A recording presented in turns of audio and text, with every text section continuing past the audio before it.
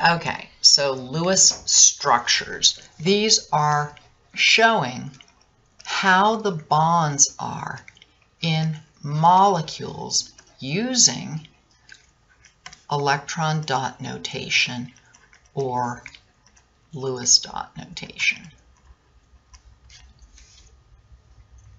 So Lewis structures are representations of molecules showing all the electrons, both bonding and non-bonding.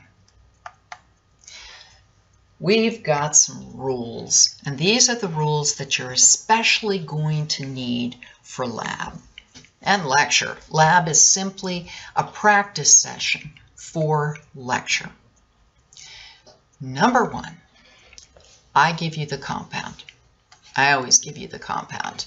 Find the sum of the valence electrons of all the atoms in the polyatomic ion or the molecule. So phosphorus, you take a look and it's got 5 valence electrons. Where do I find this?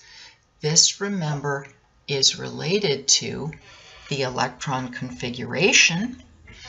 Group number 1, hydrogen, lithium, sodium, etc., has 1 valence electron.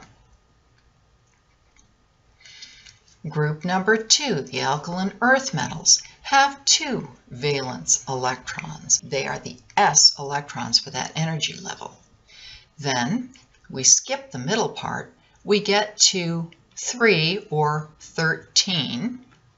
Group 3, or sometimes referred to as 13, it has 3 valence electrons. Group 14 or 4a has 4 valence electrons. You get the idea, so you just count the number of groups in the representative elements, and that tells you how many valence electrons there are, etc. So for phosphorus, there are 5. Chlorine, you look at the periodic table and you see chlorine is way down here. I just ran out of room. Chlorine is way down here in energy level 3, and it's got 7 valence electrons. Now there are 3 of them, so we have 7 times 3. This is 21 plus 5. This has a total of 26 valence electrons. If you have an anion, you have to add 1 electron for each negative charge. So for instance, sulfate. Sulfur, take a look at your periodic table. You'll see that there are 6 valence electrons. Now we have 4 oxygens. And look at your periodic table. You'll see those also have 6 valence electrons. Now we have to account for those extra 2 electrons. So when you add this all up, you end up with 32 valence electrons. If it's a cation, you have to subtract 1 electron for each positive charge. So for ammonium, for instance, if you look at the periodic table, you'll see nitrogen has 5 valence electrons. We have 4 hydrogens, each one has 1 valence electrons, but we have a positive charge, which means we have to subtract 1 for a total of 8 valence electrons. The second step is that we figure out which atom is the central atom, and it's the least electronegative element that isn't hydrogen. It's also usually the unique element, unless we're in organics. And you connect the outer atoms to it by a single bond. Going back to our example of PCl3, we have a phosphorus. That's our unique atom. It's also the least electronegative. What does that mean? We'll get to it in a second. And we single bond it to each of the chlorine atoms.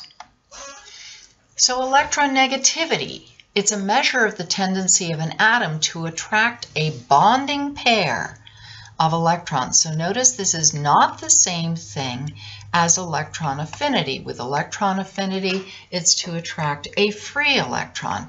Electronegativity, you're attracting the pair of electrons in a bond. And this is the table of electronegativity. Hopefully I'll get it nice and clear for you.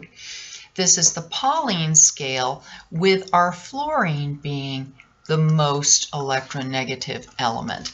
And usually we just represent this with one decimal place, so fluorine would be 4.0. Taking a look at nitrogen, nitrogen has an electronegativity of 3.0.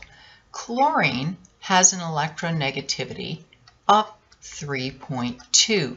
Phosphorus has an electronegativity of 2.2. See how phosphorus is less electronegative than the chlorines. Over here, obviously, we have the metals have much lower electronegativity. Sodium has an electronegativity of 1.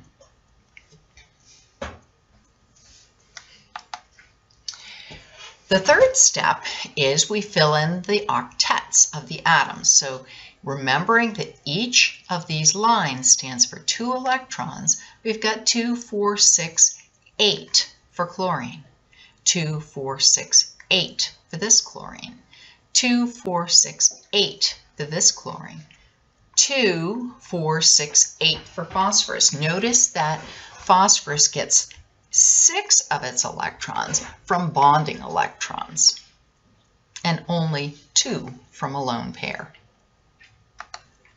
Let's do the Lewis dot structures for each of these. First, I have to count my valence electrons. That's my very first step. So I have 4 plus 4 times 1, or 8 valence electrons. Secondly, I take the unique atom and I put it in the middle and single bond the others to it. And typically you single bond them on one of 4 sides.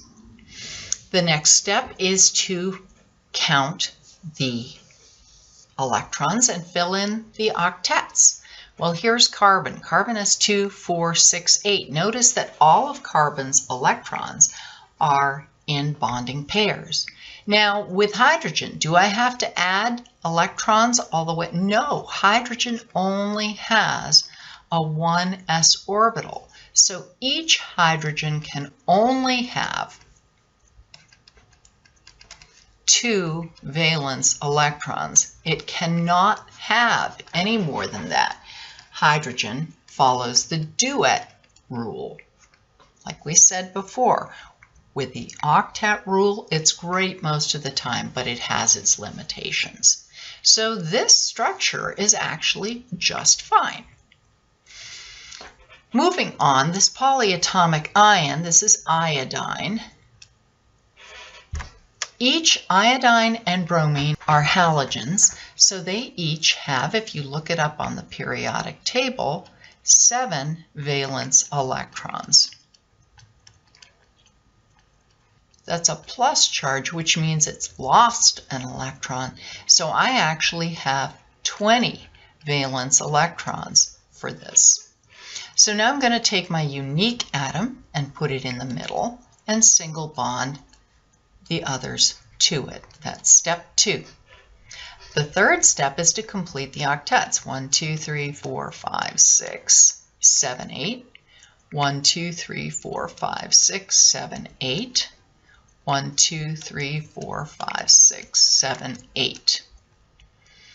We have to count all the valence electrons we've got. 2, 4, 6, 8, 10, 12, 14, 16, 18, 20. In fact, this number of valence electrons matches the number of valence electrons here. I didn't check that up here. 2, 4, 6, 8. The number of valence electrons represented by this Lewis structure matches the number of valence electrons that I counted, so it was good. And this, in fact, is the right structure, except for we have to put that plus sign somewhere. Now, as it turns out, the iodine is going to have the plus, the positive charge, which we will learn in a minute. But we can also represent it this way. Ammonia. Ammonia, nitrogen has 5 valence electrons. There are 3 hydrogens, each one of which has 1 electron. So we have a total of 8 valence electrons. Take the unique, put it in the middle, single bond the others to it, fill our octets, remembering that hydrogen can only have 2. And now we're going to check and see if this is okay. 2, 4, 6, 8 electrons, 8 valence electrons. We're good. How about H3O plus? Okay, so we have 3 valence electrons from hydrogen, plus 6 from oxygen, minus 1. So we also end up with 8 valence electrons. Put the unique in the center, single bond the hydrogens to it, and complete our octet for the only one we can. And when we take a look at this, 2, 4, 6, 8, in fact, this looks like the proper Lewis dot structure. The difference is, again, that we need to put our positive in. And again, I'll show you how to figure out where it goes.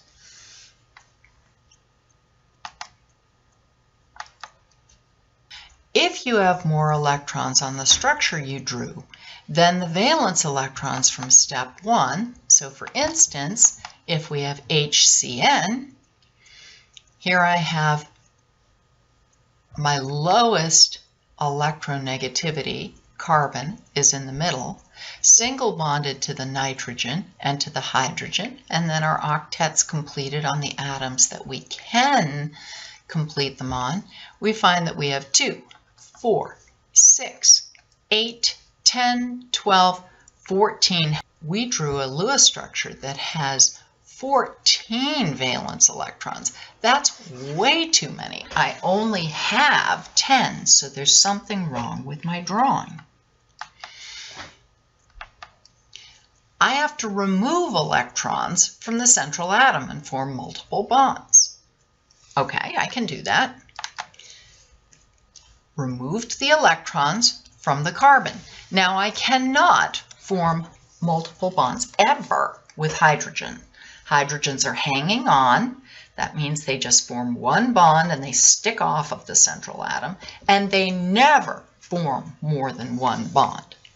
So carbon now has only 4 valence electrons. That is not a complete octet. That carbon is not satisfied. So what we do at this point is we take a lone pair from nitrogen.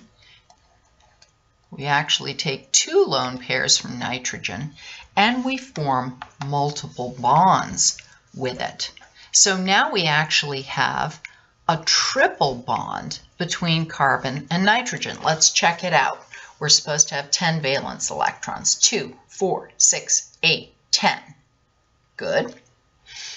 Each atom is supposed to have an octet except for hydrogen, which is supposed to have 2. So hydrogen has 2, just like it's supposed to. Carbon has 2, 4, 6, 8, just like it's supposed to. Nitrogen has 2, 4, 6, 8, just like it's supposed to.